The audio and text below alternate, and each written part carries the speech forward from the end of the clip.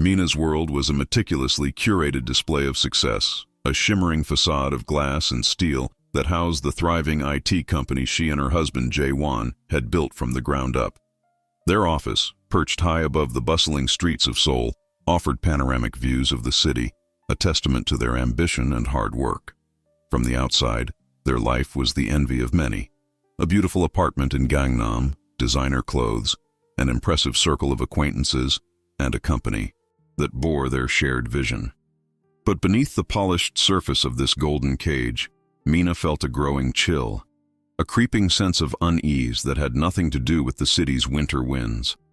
In the early years, their partnership had been a vibrant dance of complementary skills. Mina, with her intuitive understanding of user experience and her keen eye for design, had crafted the elegant interfaces that made their software stand out. Jae-won, the charismatic visionary, had excelled at sales and strategy, his booming voice filling meeting rooms with promises of innovation. They were a force, a perfect synergy, or so she had believed. Over time, the balance had shifted, imperceptibly at first, like a slow tide eroding the shore. Jae-won's praise, once freely given, became a rare commodity, replaced by a steady stream of veiled criticisms. "You're good with the pretty things, Mina," he'd say, a patronizing smile playing on his lips during a team meeting. "But the real business decisions, the strategic ones, those are best left to me." His words, though seemingly innocuous to outsiders, were tiny, sharp shards that chipped away at her confidence. He'd subtly undermine her ideas, dismiss her suggestions in front of colleagues, and then, later, in the privacy of their home, twist her frustration into a flaw of her own. "Why are you so sensitive, Mina? Can't you take constructive criticism? I'm only trying to make you better." The company, once theirs, slowly became his. Her name, once proudly displayed beside his on press releases and company signage, was gradually relegated to smaller print or omitted entirely. When investors visited, he would introduce her as "my wife, Mina, who handles some of the creative aspects," rather than "my co-founder and head of design." The team, sensing the shift in power dynamics, began to treat her differently too, their deference to Jae-won starkly contrasting with the casual indifference they showed her. Mina, a woman who once commanded respect, found herself retreating, her voice growing softer, her ideas remaining unspoken. Their home, too, reflected this insidious control. What began as gentle suggestions about her attire. "That dress isn't quite professional enough for a CEO's wife, is it, Jagia?" escalated into directives about her schedule, her friends, even her hobbies. Her passion for painting, a vibrant outlet she cherished, was dismissed as a frivolous pastime. "Don't you have more important things to do than splash colors on a canvas, Mina? Our company needs your focus." He monitored her phone, questioned her whereabouts, and grew visibly irritated if she spent too much time with her best friend, Hana. "Hana fills your head with silly ideas, Mina. You should be spending your time on things that truly matter." One evening, after a particularly grueling day where Jae-won had publicly ridiculed her proposal for a new marketing campaign, Mina found herself staring at her reflection in the darkened office window. The woman looking back was a stranger. Her eyes, once bright with ambition, were now shadowed with exhaustion. Her posture, once confident, was now slightly hunched, as if perpetually bracing for a blow. She remembered the fierce, independent spirit she once possessed, the woman who had dared to dream big and build an empire alongside the man she loved. That woman felt long gone, suffocated under layers of criticism, manipulation, and control. The golden cage, she realized, was not just the luxurious apartment or the prestigious office. It was the entire life Jae-won had built around her, a life designed to make her dependent, to strip her of her agency, piece by agonizing piece. She was a bird with clipped wings, still in a beautiful cage, but no longer capable of flight. The love she once felt for Jae-won had curdled into a bitter cocktail of fear and resentment, a constant ache in her chest. She longed for escape, for a breath of air that wasn't filtered through his suffocating control. But the thought of leaving, of shattering this meticulously constructed reality, was terrifying. Where would she go? What would she do? He had made sure she believed she was nothing without him, nothing without their company. And for now, she believed him. The silence of the office pressed in on her, a heavy blanket of despair, as the city lights twinkled indifferently below, unaware of the quiet battle being lost within the golden cage. The air in the boardroom was thick, with an unspoken tension, a palpable unease that Mina recognized immediately. It was a Monday morning, a day typically reserved for strategic planning and sales forecasts, but the atmosphere felt charged, different from their usual gatherings. Jaewon, usually jovial and commanding at the head of the table, sat with a rigid posture, his face a mask of stern resolve.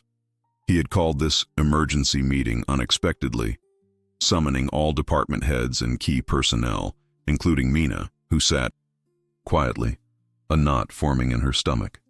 He began with a lengthy, self-congratulatory speech about the company's achievements, his own unparalleled vision, and the sacrifices he had made. Mina listened, her mind drifting to the countless late nights she had spent debugging code, designing user flows, and even cleaning up Jaewon's interpersonal messes with disgruntled clients. Her contributions, as always, were conspicuously absent from his narrative. A cold dread began to seep into her bones. This wasn't just a meeting. It felt like a prelude to something far more sinister. Then, he pivoted. His voice, once smooth and confident, took on a sharp, accusatory edge. "However," he announced, his gaze sweeping across the room, lingering on Mina for a fraction of a second, "even the strongest ships can be weighed down by weak links. We must be ruthless in identifying and excising anything that hinders our progress, our future." The room fell silent, save for the faint hum of the air. Conditioning. Mina's heart hammered against her ribs. She knew, with chilling certainty, that this was about her. Jaewon cleared his throat, a theatrical gesture that drew all eyes to him. "It has become clear," he continued, his voice devoid of any warmth, "that certain individuals are no longer aligned with the company's strategic direction. Their performance has become inconsistent, their contributions frankly negligible, and their attitude a detriment to team morale." His eyes locked. On to Mina now, a cold, unwavering stare that pierced through her. "Therefore, effective immediately, I regret to inform you, Mina, that your services are no longer required at J&M Innovations." The words hung in the air, sharp and brutal, like a guillotine blade descending. Mina felt as if all the oxygen had been sucked from the room. She gasped, a small choked sound that was barely audible. Her mind reeled, trying to process the impossible. Fired from their company, the one they had built, together, brick by brick, dream by dream. The sheer audacity, the callous cruelty of it, stole her breath. A wave of humiliation washed over her, hot and stinging. To be dismissed so publicly, so coldly, by the man who was not only her business partner but her husband. The faces around the table were a blur of shock and discomfort, some avoiding her gaze, others sneaking furtive glances, their expressions a mixture of pity and morbid curiosity. No one spoke. No one intervened. Jaewon had ensured his authority was absolute. "I understand this may come as a surprise," he continued, his tone sickeningly calm, "but the decision was made after careful consideration of the company's best interests. We wish you well in your future endeavors, Mina." The dismissal felt like a practiced line, rehearsed for maximum impact, designed to wound and diminish.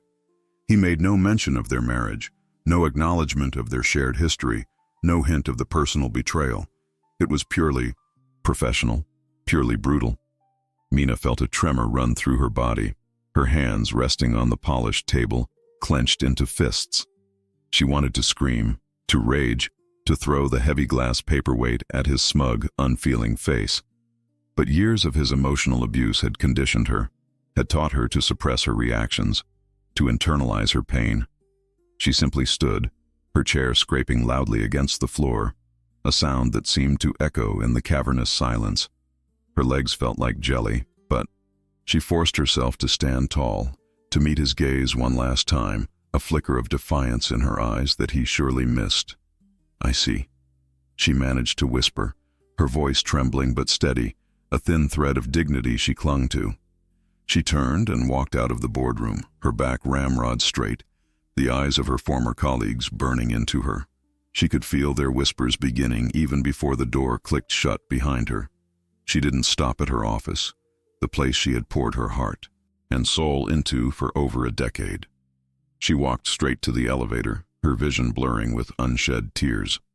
The ride down felt like an eternity, each floor a descent into a new, terrifying reality. When the doors opened to the lobby, she stepped out into the bustling street, the cold soul air hitting her face like a slap. She had nothing but the clothes on her back, her purse, and a mind shattered into a million pieces. Her phone buzzed. It was a text from J1. Security will pack your, personal belongings and have them sent to the apartment.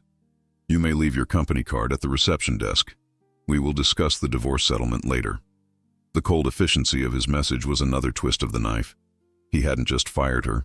He had severed every tie, every thread that connected her to her life, her identity, her future.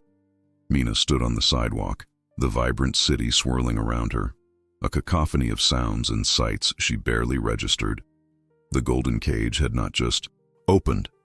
It had been violently torn apart, and she, the fragile bird, had been cast out, bleeding and broken, into a world she no longer recognized.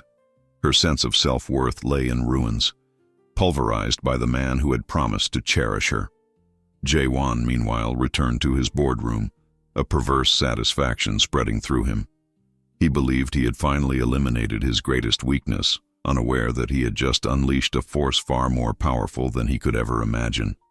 The axe had fallen, and with it, the old Mina. What would rise in her place remained to be seen. The days that followed J1's brutal dismissal blurred into a suffocating haze of despair for Mina. The luxurious Gangnam apartment, once a symbol of their shared success, now felt like a mausoleum, each opulent furnishing a mocking reminder of her shattered life. She wandered through its spacious rooms like a ghost, her reflection in the polished surfaces showing a woman she barely recognized, gaunt, hollow-eyed, her spirit utterly crushed. The divorce papers, delivered with the same cold efficiency as her termination notice, lay unopened on the pristine marble counter, their very presence a physical weight on her chest. Financial insecurity, a concept alien to her for over a decade, became a gnawing fear. Her personal accounts were meager, a testament to J1's long-standing control over their finances, always insisting he handled the big picture. The company car was repossessed, her credit card swiftly canceled. She was left with a small emergency fund she had secretly squirreled away over years, a mere pittance compared to her former life, and the daunting prospect of finding a new path, alone and adrift. The fear was paralyzing.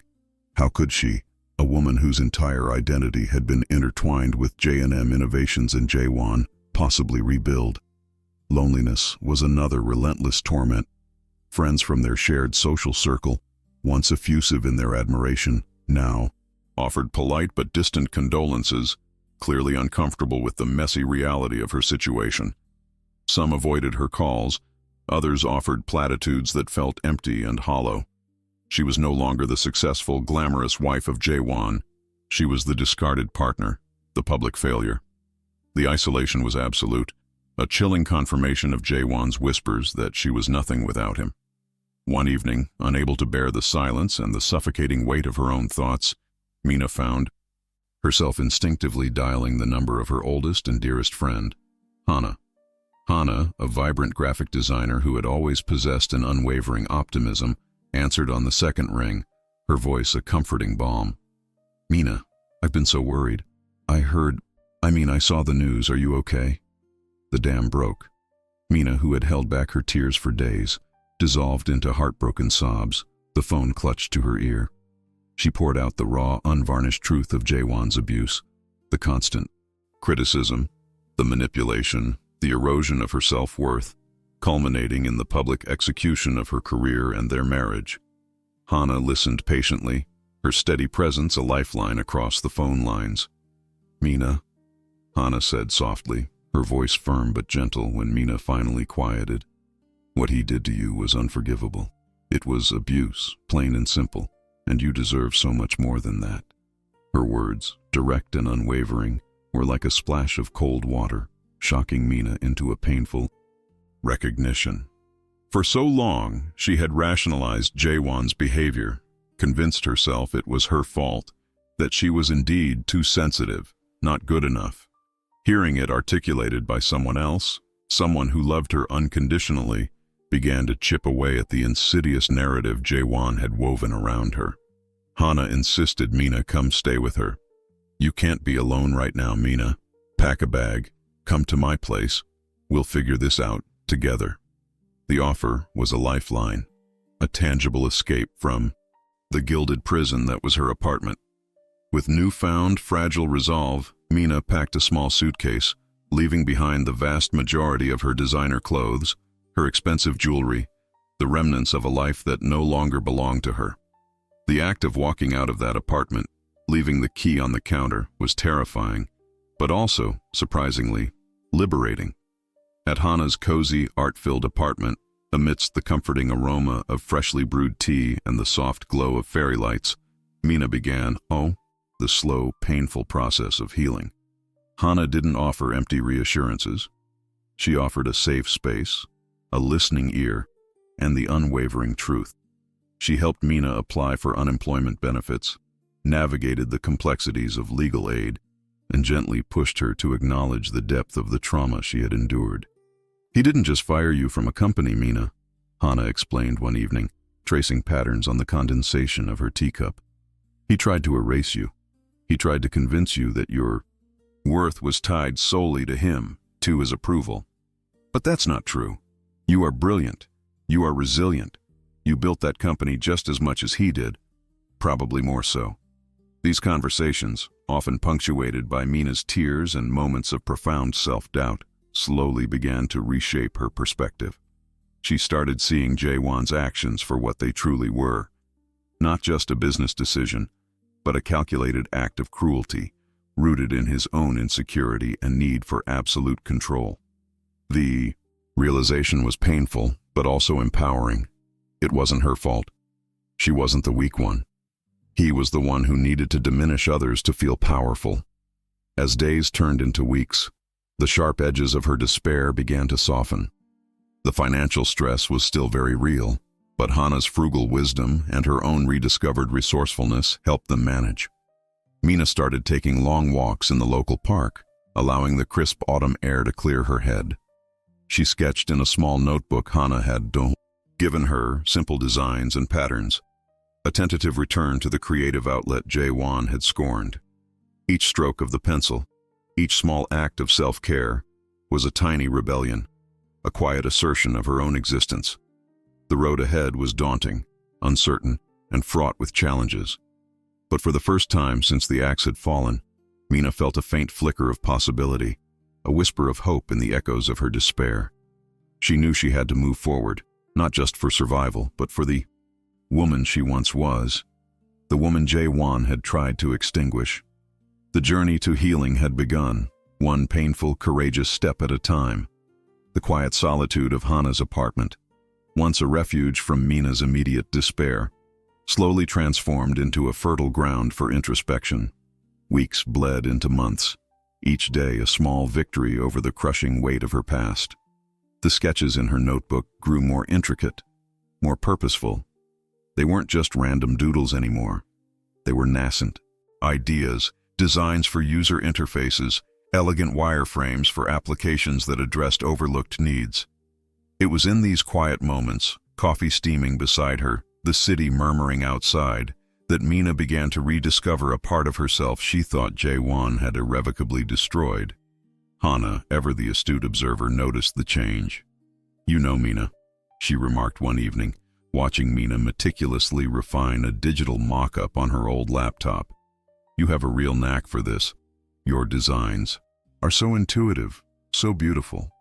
Why did you ever let Jaewon convince you it was just pretty things?" Mina sighed, a ghost of a smile touching her lips. "He always made me feel like the real work was in strategy and sales, that my contribution was secondary. He dismissed anything creative as frivolous, a distraction from the serious business of making money. She paused, her gaze fixed on the glowing screen. But I loved this.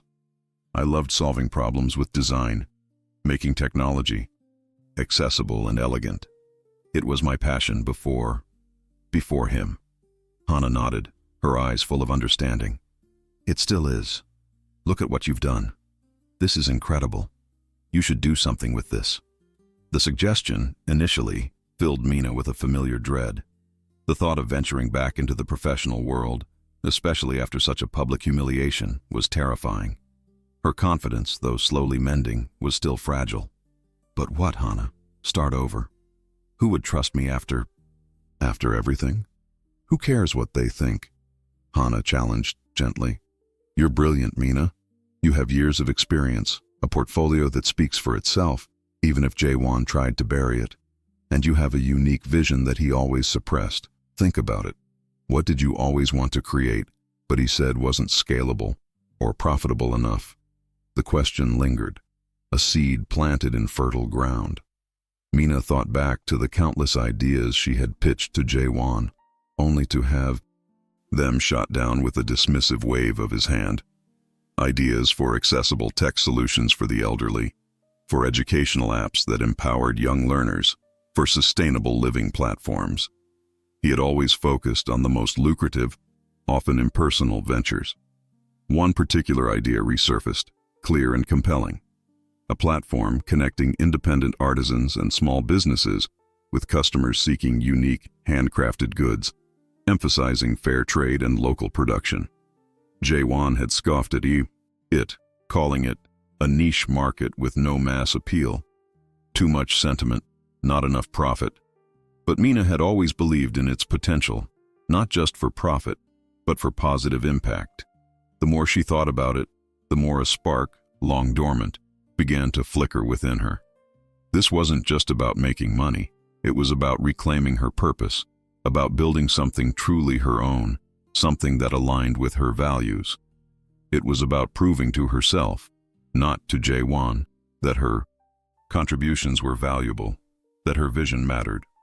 An online marketplace for artisans, she murmured, almost to herself, connecting creators with conscious consumers, something that supports small businesses, empowers women, celebrates Korean craftsmanship. Hana's face lit up.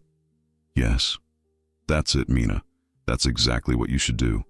Your design expertise, your understanding of user experience, it's perfect. Over the next few weeks, the flicker grew into a steady flame. Mina immersed herself in research, poring over market trends, competitor analyses, and business models. She dusted off old business plans she had secretly drafted years ago, updating them with fresh insights. She reached out to a few former colleagues and mentors she still trusted, carefully explaining her vision, omitting the painful details of her departure from J&M Innovations, focusing instead on her renewed passion. To her surprise, they were incredibly supportive, offering advice, contacts, and even initial design feedback. The fear hadn't entirely vanished, but it was now overshadowed by a burgeoning excitement, a sense of purpose she hadn't felt in years. She spent hours coding, designing logos, crafting marketing strategies. Hana, with her own graphic design prowess, became her first unofficial partner, offering invaluable creative input and unwavering encouragement. They brainstormed names, debated branding, and meticulously planned the platform's user journey.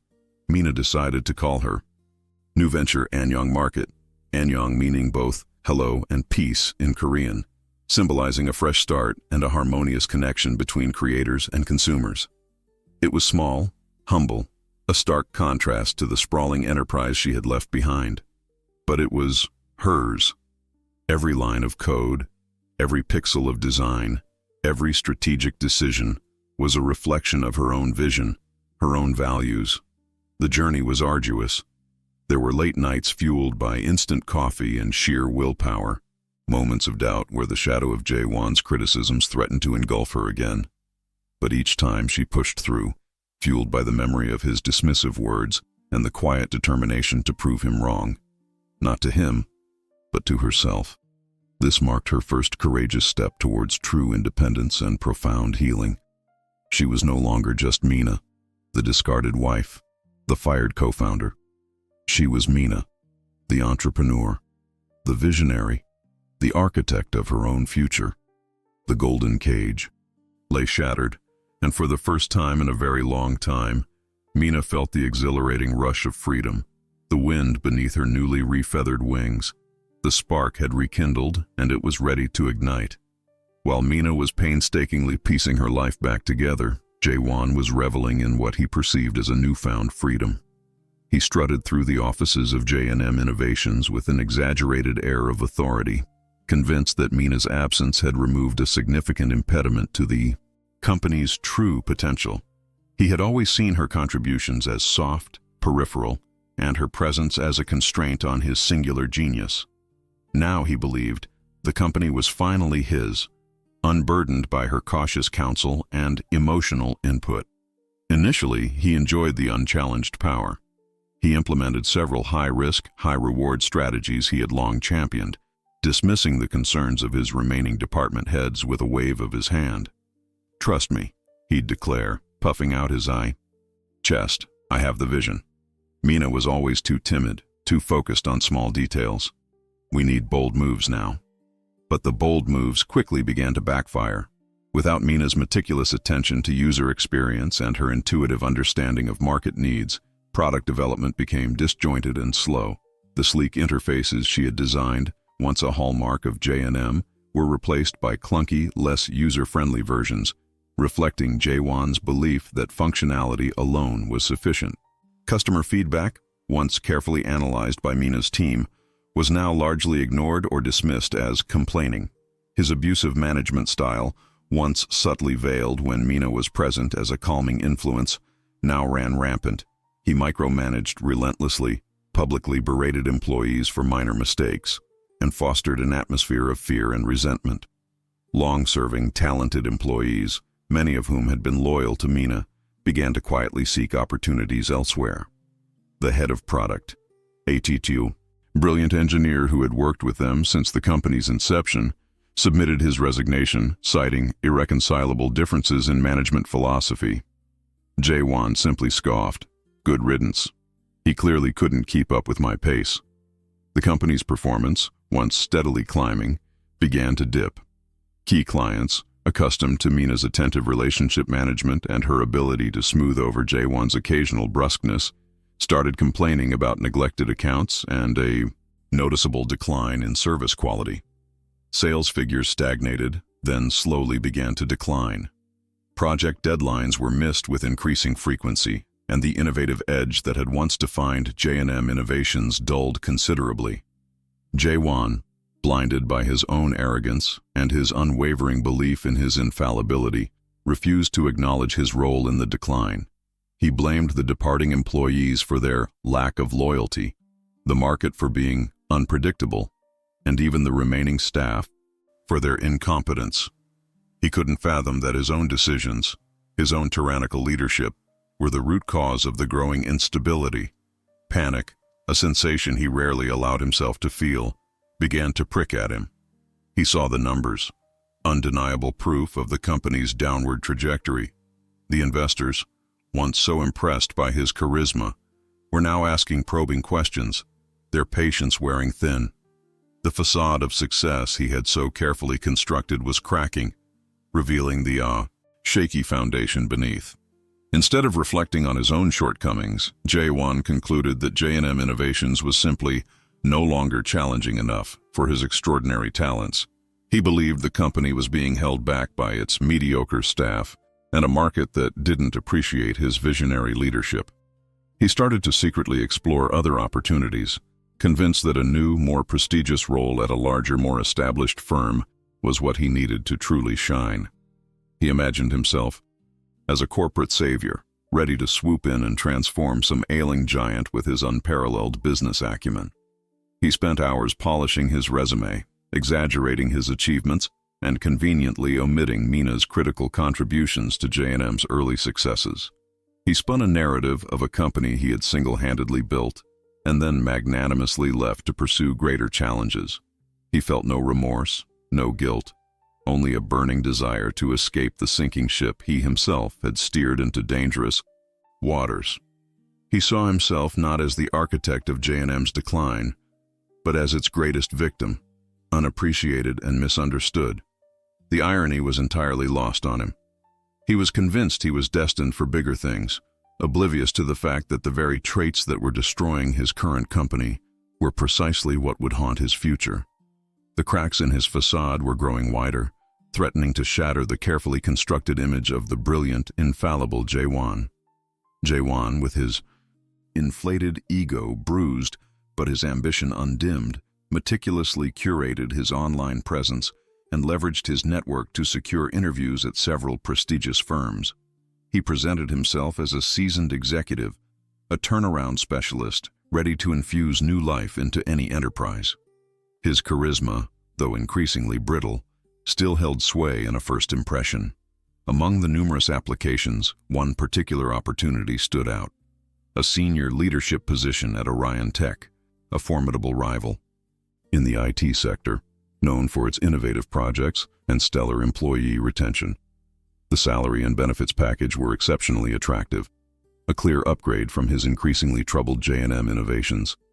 The interview process was rigorous, spanning several rounds. Jae-won, drawing on years of masterful self-promotion, confidently navigated each stage, weaving elaborate tales of his strategic brilliance and leadership prowess. He spoke eloquently of his visionary approach, his ability to inspire teams, and his unwavering commitment to excellence. He carefully omitted any mention of Mina or the recent downturn at J&M, painting a picture of a successful entrepreneur seeking a new frontier for his talents. He felt a surge of triumph when the final call came, offering him the position of head of software development, a role with significant influence and responsibility. This is it, he thought, a smug smile spreading across his face as he accepted the offer. They finally recognized true talent. J&M was just too small for me, too provincial. He resigned from J&M Innovations with a brief, self-serving email, leaving his remaining, demoralized staff to pick up the pieces of his mismanagement. He felt no regret, only a sense of vindication. He had landed on his feet as he always knew he would. His first day at Orion Tech was a blur of introductions, orientation sessions, and the general excitement of a new beginning. The offices were sleek, modern, and brimming, with a vibrant energy that was a stark contrast to the increasingly grim atmosphere he had left behind. He felt a renewed sense of purpose, a belief that his past failures were merely stepping stones to this grander stage. In the afternoon, his new direct supervisor, Mr. Kim, the CTO of Orion Tech, came to escort him to a division meeting. "Jae-won," Mr. Kim said, beaming, "I'd like to formally introduce you to the head of the division you'll be leading. She's one of our most brilliant and respected executives. She'll be your direct report and will guide you through your initial projects." Jae-won felt a flicker of anticipation. He always enjoyed meeting powerful women, especially if he could subtly assert his dominance. He followed Mr. Kim into a spacious conference room where several other team members were already gathered. His eyes scanned the room, landing on a woman standing at the head of the table, her back initially turned as she adjusted a presentation on a large screen. She exuded an aura of quiet authority, her posture elegant, her tailored suit impeccable. As she turned, her gaze met his across the room. Time seemed to stop. The air caught in Jae-won's throat, and his confident smile faltered, replaced by a look of utter, disbelieving shock. His heart pounded in his chest, a frantic drum against his ribs. It couldn't be. Not her. Not here. Standing before him, with an expression that was initially one of surprise but quickly morphed into an unreadable, professional composure, was Seo-yeon. Seo-yeon. The name echoed in his mind, a ghost from a past he had meticulously buried. The woman he had abruptly abandoned years ago, without a word, without a proper goodbye. He had simply disappeared from her life, leaving her with a shattered heart and a life turned completely upside down. He had been young, foolish, chasing what he thought was a better opportunity with Mina, never looking back at the wreckage he left behind. He had convinced himself she was just a fleeting romance, easily forgotten. But she was not forgotten. She was here, standing before him, not as the heartbroken student he had left, but as a formidable executive, radiating power and intelligence. Her eyes, once brimming with affection for him, now held a cool, assessing glint. The shock on her face was momentary, quickly replaced by a mask of professional calm, betraying nothing. Mr. Kim, oblivious to the seismic shift that had just occurred between the two, continued. Enthusiastically, Jae-won, this is Seo-yeon Lee, our Executive Vice President and your division head. Seo-yeon, this is Jae-won Park, our new head of software development. Seo-yeon extended a perfectly manicured hand, her grip firm and brief. Welcome to Orion Tech, Mr. Park, she said, her voice smooth and even, betraying no hint of their shared history. Her eyes, however, held a depth of knowledge, a silent acknowledgement of their past that sent a shiver down Jae-won's spine. I look forward to working with you. Jae-won could only manage a strangled Seo-yeon, his voice barely a whisper. The carefully constructed world he had built for himself, a world free of consequences and past transgressions, had just been irrevocably breached. The woman he had wronged, the one he had cast aside without a second thought, was now his boss. The irony was a bitter taste in his mouth, a chilling harbinger of the poetic justice that was about to unfold. He had run from his past, but his past, in the elegant form of Seo-yeon, had just found him. The initial shock of seeing Seo-yeon as his new boss quickly gave way to a chilling realization for Jae-won. The power dynamics had irrevocably shifted. The woman he had once carelessly discarded was now in a position of authority over him, a reversal of fortune so profound it bordered on the absurd. Seo-yeon, however, showed no outward sign of personal vendetta. She maintained a professional, almost glacial demeanor towards him, treating him no differently than she would any other new hire, albeit with an undercurrent of heightened scrutiny that Jae-won found increasingly unnerving. During their first one-on-one meeting, Seo-yeon laid out his responsibilities with meticulous detail. Her office, spacious and minimalist, reflected her sharp, no-nonsense approach. Mr. Park, she began, her voice crisp and devoid of any personal warmth. Your initial focus will be on the Project Nova initiative. It's a critical, high-visibility project that requires immediate attention and a clear strategic direction. She presented him with a dossier thicker than any he had encountered at J&M, outlining complex technical challenges and aggressive deadlines. Jae-won, accustomed to delegating the minutiae and focusing on the big picture, found himself overwhelmed. He had grown rusty in the specifics of software development, relying heavily on Mina's technical acumen and his team's execution at J&M. Now, Seo-yeon was drilling into every detail, every proposed architecture, every line item of the budget. I'll need a comprehensive technical brief by end of week, Mr. Park, she stated, her eyes sharp, and a detailed risk assessment. Make sure to consult with the lead engineers. They've been instrumental in the early stages. Her instructions were precise, leaving no room for his usual bluster or vague promises. She didn't micromanage in the way he did, but her expectations were exceptionally high, and her understanding of the technical landscape was encyclopedic. He quickly realized he couldn't bluff his way through with her. She demanded substance, data, and demonstrable expertise. The first few weeks were a brutal awakening.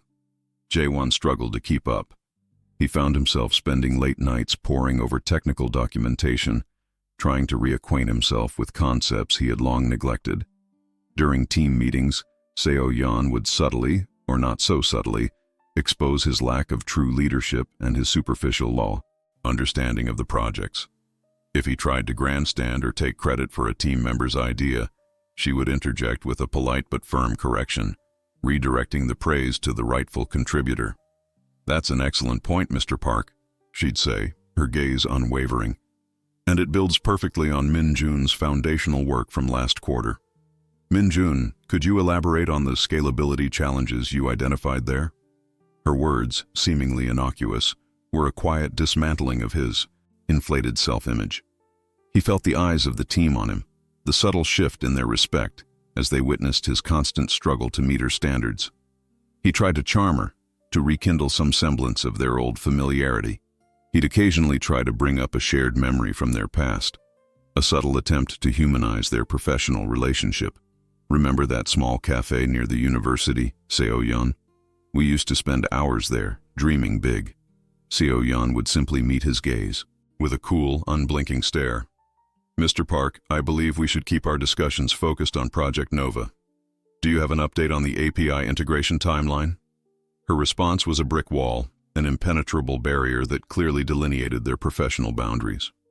There was no warmth, no nostalgia, only a steely resolve that left Jae-won feeling utterly deflated.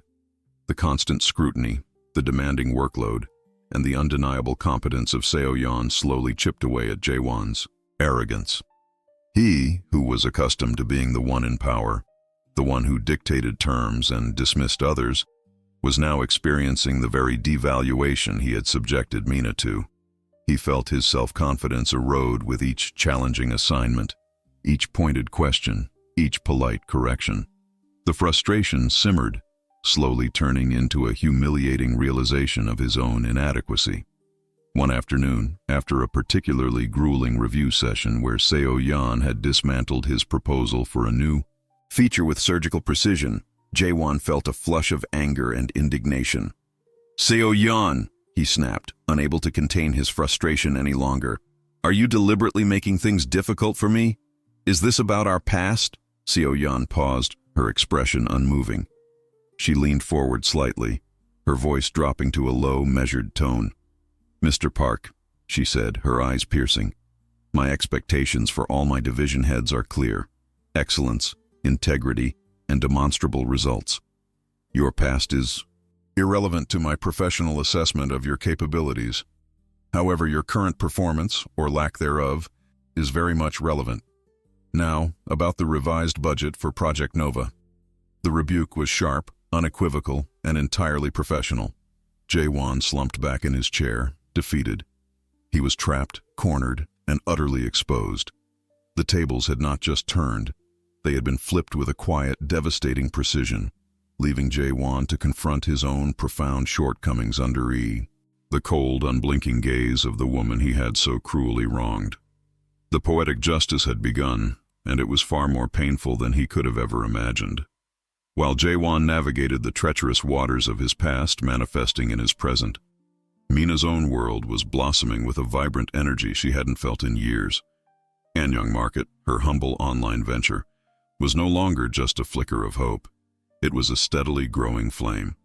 She had poured every ounce of her rediscovered passion, expertise, and resilience into it, and the results were starting to show.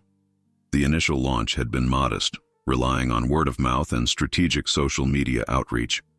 But Mina's innate understanding of user experience, coupled with her meticulous eye for design, had created a platform that was intuitive, beautiful, and genuinely helpful for both artisans and customers. The interface was clean, the navigation seamless, and the emphasis on storytelling, showcasing the unique journey and craftsmanship behind each product, resonated deeply with her target audience. Artists, who had long struggled to find a fair and supportive marketplace for their handcrafted goods, flocked to Anyang Market. Mina made sure the commission rates were fair, the payment processing transparent, and the support robust. She personally onboarded many of the early vendors, building genuine relationships and fostering a sense of community that Jae-won's corporate world had always lacked. From intricate, handbook-inspired jewelry to bespoke ceramic dinnerware, from eco-friendly skincare to personalized calligraphy art, Anyang Market quickly became a haven for unique, high-quality Korean craftsmanship. Customer reviews were overwhelmingly positive, praising not only the quality of the products, but also the delightful shopping experience and Mina's prompt personal customer service. "It's more than just a marketplace," one review read. "It's a celebration of Korean culture and artistry, curated with so much heart." Another commented, "Finally, a platform that truly values its creators and connects us with meaningful products. Mina, you've created something wonderful." Her reputation grew organically. She was invited to speak at local entrepreneurship seminars, sharing her journey, carefully omitting the painful details of her past, focusing instead on her vision for Anyang Market. Local newspapers and online lifestyle blogs started featuring her and her artisans, hailing Anyong Market as a rising star in the ethical e-commerce space. Mina, once cowering under Jaewon's shadow, now stood confidently in the spotlight, her voice clear and strong. The financial rewards, though still modest compared to her previous life, were profoundly satisfying. Each sale, each positive review, was not just a transaction. It was a validation of her worth, her vision, her independence. She was no longer dependent on anyone, least of all Jaewon. She was building something meaningful, something that empowered others, and in doing so, she was empowering herself. The joy she felt was pure, unadulterated, and far removed from the cold, calculating ambition that had driven Jaewon. One afternoon, while working from a bustling cafe, Mina overheard a conversation at a nearby table. Two young women were excitedly discussing a new online store where they had found unique gifts. "Anyong Market is amazing," one gushed. "The quality is incredible, and you just feel good supporting local artists." The founder, Mina, she's brilliant. Her story is so inspiring. Mina felt a warmth spread through her chest, a quiet pride that was miles away from the superficial accolades Jaewon had always craved. Meanwhile, a small article in a business column of a widely read online newspaper, tucked away amidst larger corporate news, highlighted the burgeoning success of Anyong Market, praising its innovative approach and community focus. Led by founder Mina Lee, the article stated, "Anyong Market is quickly becoming a beacon for ethical commerce, proving that passion and purpose can drive significant growth in the digital age." This article, along with a few others like it, eventually made its way into Jaewon's feed, probably through an industry alert or a casual share among his new Orion Tech colleagues. He scrolled past it initially, dismissing it as small potatoes, but the name, Mina Lee, gnawed at him. He clicked back, his eyes scanning the glowing words, the photo of a confident, smiling Mina. A bitter, unfamiliar taste filled his mouth. This was his Mina, the one he had publicly humiliated and discarded, the one he had deemed incapable and worthless. Yet here she was, not just surviving, but thriving, building something new and successful, entirely on her own terms. The sight of her success, starkly contrasting with his own mounting difficulties at Orion Tech, felt like a personal affront. It wasn't just her success, it was the quiet dignity, the genuine passion emanating from the article. It added another layer of discomfort to his already precarious situation, a subtle but potent reminder of the value he had so foolishly cast aside. He slammed his laptop shut, the image of Mina's radiant smile burning behind his eyelids, a silent accusation in the growing darkness of his own professional despair. The world, it seemed, was not content to let him forget his past, nor Mina's resilient rise from its ashes. Jaewon's performance at Orion Tech continued its downward spiral. The complex technical challenges of Project Nova, coupled with Seo-yeon's unwavering demands for excellence and his own diminishing confidence, were proving too much. He missed deadlines, submitted half-baked reports, and frequently clashed with his team, whose respect for him had long since evaporated. The pressure was immense, far greater than he had ever experienced as the undisputed, though tyrannical, head of his own company.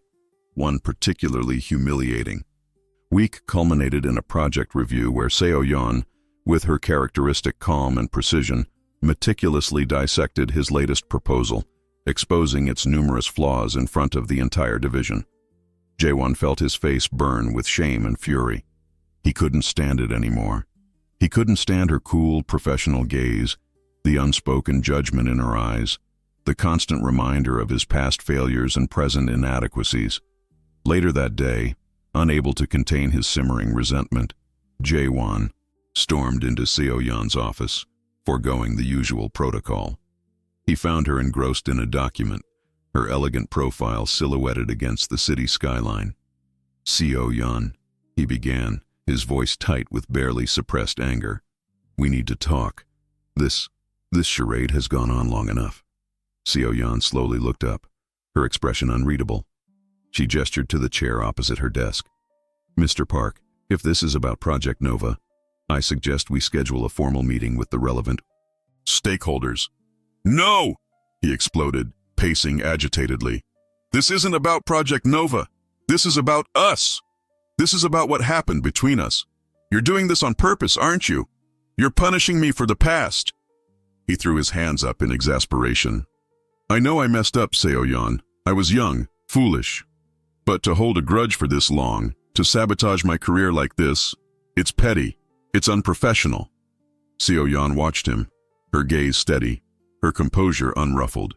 When he finally ran, out of breath, she spoke, her voice calm, devoid of anger, yet carrying a profound weight.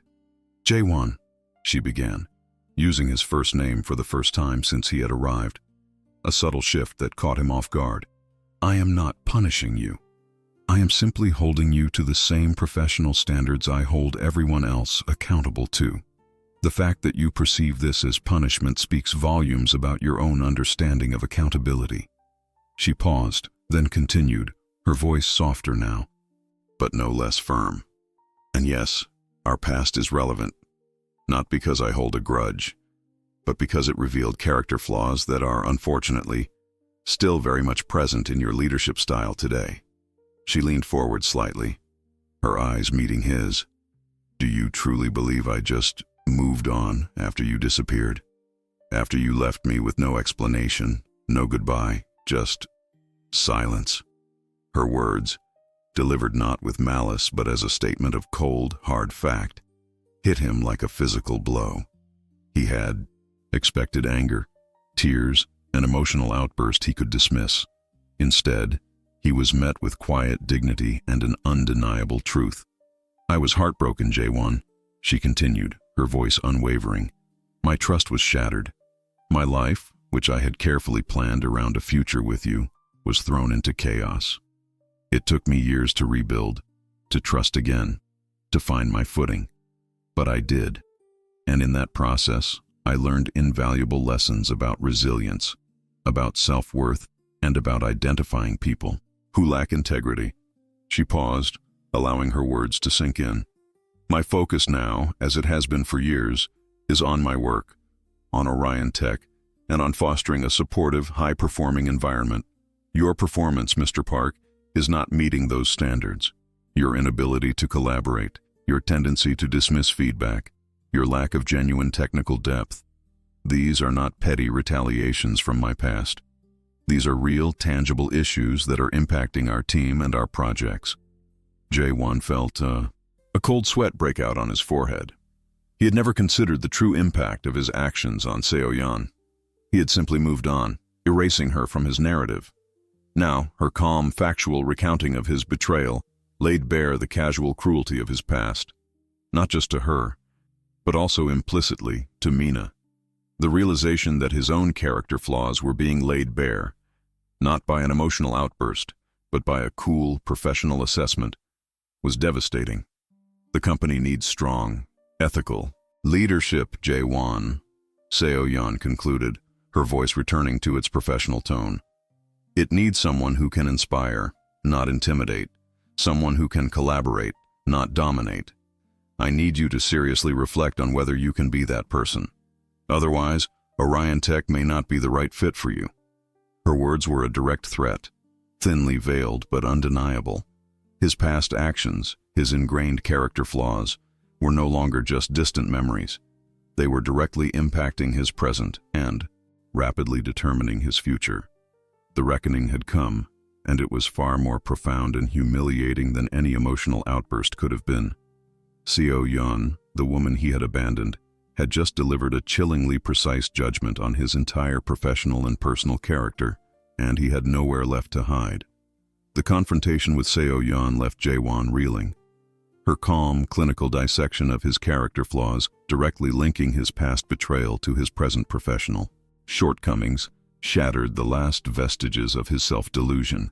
He tried to rally, to convince himself she was merely being vindictive, but the truth of her words resonated too deeply. His performance continued to plummet. He grew increasingly paranoid, convinced that Seo-yeon was subtly undermining him, orchestrating his downfall. In reality, she was simply allowing his true nature and incompetence to reveal themselves, unhindered. His abusive tendencies, once kept in check by Mina's calming, presence and, briefly by the veneer of a new job, resurfaced with a vengeance. He lashed out at his team, accused colleagues of conspiring against him, and even made thinly veiled threats to junior staff. Whispers of his volatile temper and demanding nature began to circulate throughout Orion Tech, reaching beyond his division. Some employees who had connections in the industry even started to share anecdotes about his abrupt dismissal of Mina from J&M Innovations, painting a picture of a man who routinely mistreated those around him. The damage to his reputation was swift and severe. Mr. Kim, the CTO, received multiple complaints about Jaewon's management style and his inability to deliver on critical project milestones. The company's HR department initiated an internal review, subtly investigating the growing discontent. SEO Yan, though maintaining her professional distance, provided objective, performance-based feedback that meticulously documented Jaewon's failures, leaving no room for doubt. Eventually, Mr. Kim called Jaewon into a meeting, his face grim. "Jaewon," he began, "we've reviewed your performance at Orion Tech, and unfortunately, it's become clear that this role is not a good fit. Your leadership style is not aligned with our company culture, and your project deliveries have been consistently below expectations." He paused, then added, his voice hardening slightly. "Furthermore, we've received concerning reports regarding your conduct with team members. Orion Tech has a zero-tolerance policy for harassment or abusive behavior." The words were a death knell. Jaewon tried to protest, to blame others, to defend himself, but his arguments were hollow, his bluster now ineffective. Mr. Kim listened patiently, then delivered the final blow. "Given the circumstances, we believe it's best to part ways. We can arrange for a mutual separation, or you can choose to resign immediately. Either way, your employment with Orion Tech will conclude at the end of the week." Jaewon's world, built on a foundation of lies and manipulation, collapsed around him. Fired again. But this time, there was no company he co-owned to fall back on, no vast wealth to cushion the blow. His professional reputation was in tatters, tainted by his own actions and the painful, undeniable truth revealed by Seo Yan. He left Orion Tech in disgrace, his head hanging low, the once proud swagger replaced by a defeated slump. He was left with nothing but the bitter taste of his own failures, a devastating realization that karma, indeed, had a very long memory. Meanwhile, Mina's journey culminated in a moment of profound triumph. Anyang Market, propelled by her unwavering dedication and genuine vision, achieved a significant milestone. It officially surpassed the market capitalization of J&M Innovations. The news, quietly released in an industry report, sent a ripple of astonishment through the Korean tech scene. Mina, the woman dismissed as a weak link, had not only rebuilt her life, but had created a thriving enterprise that outshone the very company that had once defined her. The official announcement of Anyang Market's valuation was accompanied by a celebratory article in a prominent business magazine, featuring Mina on its cover. She looked radiant, poised, and utterly confident, her eyes sparkling with hard-earned success. The headline read, "From Ashes to Anyang, Mina Lee's Resilient Rise and the Triumph of Purpose-Driven Commerce." The article highlighted her innovative approach, her ethical business practices, and her dedication to empowering artisans, a stark contrast to the cutthroat, profit-driven tactics of her former life. Jaewon, now jobless and ostracized, saw the magazine in a newsstand. The sight of Mina, beaming on the cover, solidified his utter defeat. The woman he had systematically tried to destroy had not only survived, but had soared, eclipsing him in every conceivable way.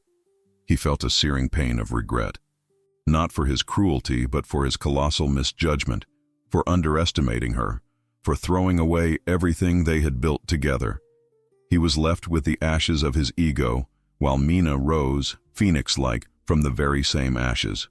Mina, surrounded by her thriving team at Anyang Market, looked out over the bustling office, a genuine smile gracing her lips. Her journey had been arduous, fraught with pain and despair, but she had emerged stronger, wiser, and more authentically herself than ever before. She had learned that true strength resided not in power over others, but in resilience, in the capacity to rebuild, to create, and to empower. Her dignity, once trampled, now shone brighter than any gold.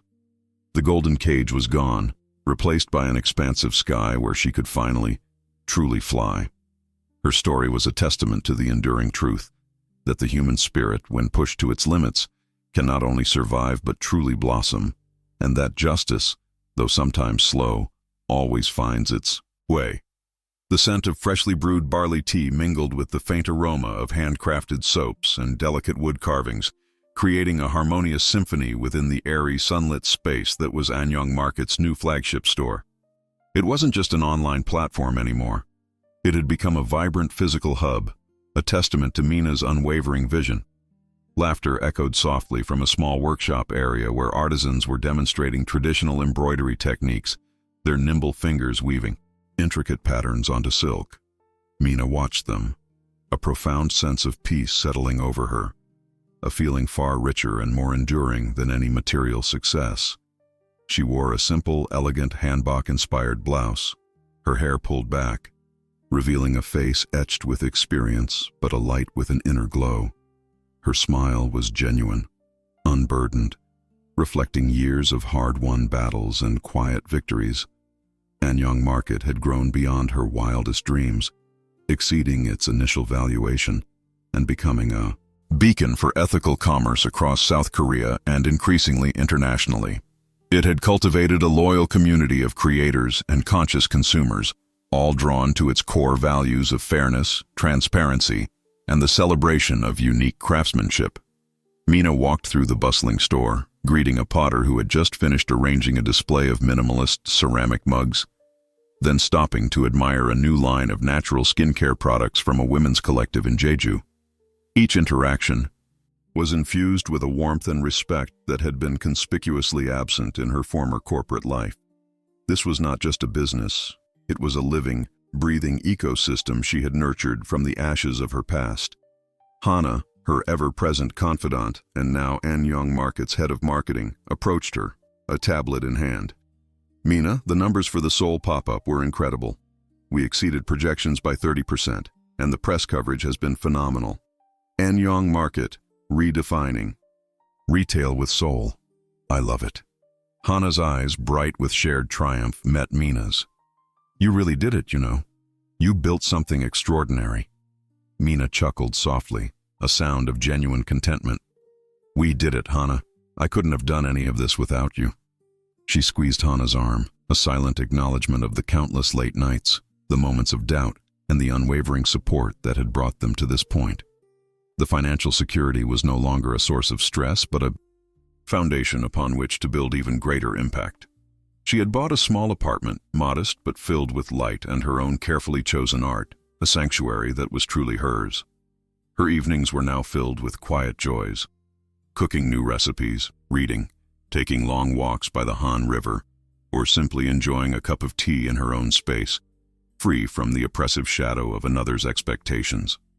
Her heart, once shattered, had not just mended, but had expanded, filled with empathy and a robust self-love she never knew possible. The pursuit of external validation had been replaced by an internal compass, guiding her towards purpose and genuine connection. She had found a profound fulfillment in her work, a deep satisfaction in empowering others, a joy that resonated in every fiber of her being. Her life was no longer defined by what she had lost, but by everything she had courageously built. Far across the city, in the sleek, glass-encased tower of Orion Tech, Seo Yan Lee presided over a crucial executive meeting. Her presence commanded respect, her voice calm and authoritative as she navigated complex discussions about market expansion and strategic partnerships. The large conference room hummed with focused energy, a stark contrast to the chaotic environment Jaewon had left behind. Seo Yan, now a senior executive vice president, was at the pinnacle of her career, her trajectory unimpeded by the brief, unpleasant interlude of Jaewon's presence. Her past wounds, meticulously tended to over years of diligent self-care and professional achievement, had long since healed into scars that served as quiet reminders of her own resilience, not of any lingering pain. She concluded the meeting with a decisive summary, her gaze sweeping across the room, acknowledging each team member's contribution. There was no trace of vindictiveness in her, no gloating over Jaewon's downfall. His departure had been a minor blip, swiftly dealt with, allowing Orion Tech to return to its standard of excellence. Her focus was, and always had been, on integrity, innovation, and fostering a high-performing, ethical workplace. She had found her own quiet form of justice, not in actively seeking his ruin, but in simply holding him accountable to the standards he so miserably failed to meet, while simultaneously soaring to greater heights herself. Her success was her greatest vindication, a testament to her unwavering character and formidable intellect. Her life was a tapestry woven with threads of accomplishment, respect, and a deep-seated inner peace derived from knowing she lived by her own principles. Meanwhile, Jaewon Park sat alone in a dimly lit, sparsely furnished rented room, the stale air thick with the scent of instant noodles and failure. The once impeccable suits hung limply in a small closet, symbols of a life that no longer existed. His phone, which once buzzed incessantly with calls and messages, now lay silent on a cheap nightstand, a mocking testament to his isolation. After his humiliating departure from Orion Tech, the industry, a small world in Korea, had swiftly blacklisted him. His reputation, once meticulously crafted, was in tatters, painted with accusations of incompetence and abusive behavior. Every attempt to secure a new position, even a low-level one, had met with a polite but firm rejection, the underlying message clear: persona non grata. He scrolled aimlessly through old news articles on his tablet, his finger hovering over a recent feature on Anyang Market. Mina's radiant smile, captured on the magazine cover, seemed to mock him from the digital page. He saw the flourishing business, the glowing testimonials, the vibrant community she had built. A bitter bile rose in his throat. He felt a searing, agonizing regret, not for the pain he had inflicted, not for the lives he had shattered, but for the colossal misjudgment that had led him to cast her aside. He regretted losing the company, the wealth, the status, the brilliant mind that had silently underpinned his own perceived success. He regretted his own short-sightedness, his inability to see beyond his ego. But true remorse, a deep understanding of his cruelty and its impact on others, remained an alien concept to him. He was a man consumed by what he had lost, incapable of seeing the deeper moral decay within himself. His future stretched before him, a desolate, uncertain expanse. The golden cage he had once built for Mina had shattered, releasing her to soar, but it had ironically transformed into an invisible prison for him. He was trapped by the consequences of his own actions, isolated and alone, a stark and chilling contrast to the thriving women he had once tried to control. The narrative of his life, once a triumphant tale in his own mind, had devolved into a cautionary one, a stark reminder that karma, though sometimes slow, always finds its way. For Mina, the expansive sky was an invitation to an unwritten future, vibrant and full of possibility. For Seo-yeon, it was a landscape of continued achievement and integrity. But for Jae-won, the sky was a bleak, empty canvas, reflecting only the desolate echo of his own self-inflicted ruin. The true strength, they had all learned, resided not in power over others, but in resilience, in the capacity to rebuild, to create, and to truly empower oneself and others. And in the end, dignity, forged in the fires of adversity, would always prevail over tyranny.